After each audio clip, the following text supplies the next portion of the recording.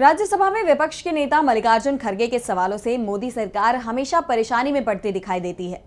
बुधवार को खड़गे बजट पर चर्चा के दौरान बोल रहे थे। इस दौरान उन्होंने वित्त मंत्री को माताजी कह दिया था, जिस पर सभापति ने आपत्ति जता दी थी और कांग्रेस ने इसे लेकर बीजेपी और सभापति पर ही सवाल खड़े कर दिए हैं। तो कैसे खड़गे को घेरने की कोशिश बीजेपी पर ही पड़ती दिख रही है भारी। देखिए ये रिपोर्ट। राज्यसभा में विपक्ष के नेता मल्लिकार्जुन खड़गे और सभापति जगदीप धनखड़ में तीखी नोकझोंक देखने को मिली।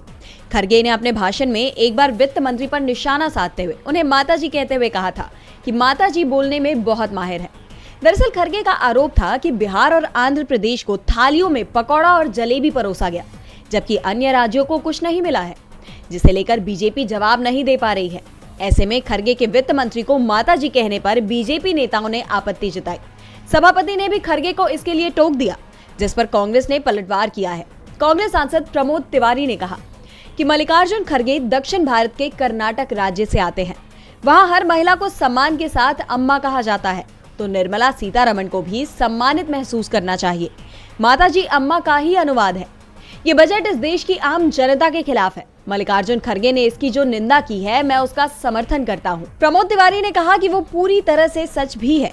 तमिलनाडु की पूर्व सीएम जयललिता को उनके समर्थक अम्मा कहते थे। इंदिरा गांधी को भी दक्षिण भारत में अम्मा का नाम दिया गया था। खड़गे भी दक्षिण भारत से ही आते हैं और जैसा सम्मान वो अपने नेताओं को देते हैं, उसी तरह का सम्मान वो विरोधियों को भी देते हैं।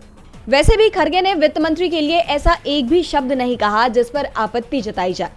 तो दूसरी तरफ लोकसभा में बीजेपी सांसद ने जरूर कांग्रेस नेता गौरव गोगोई को स्टूपिड कह दिया था, लेकिन इस पर सत्ता पक्ष की तरफ से किसी तरह की आपत्ति नहीं जताई गई, जबकि इस शब्द को गैर संसदीय माना जाता है।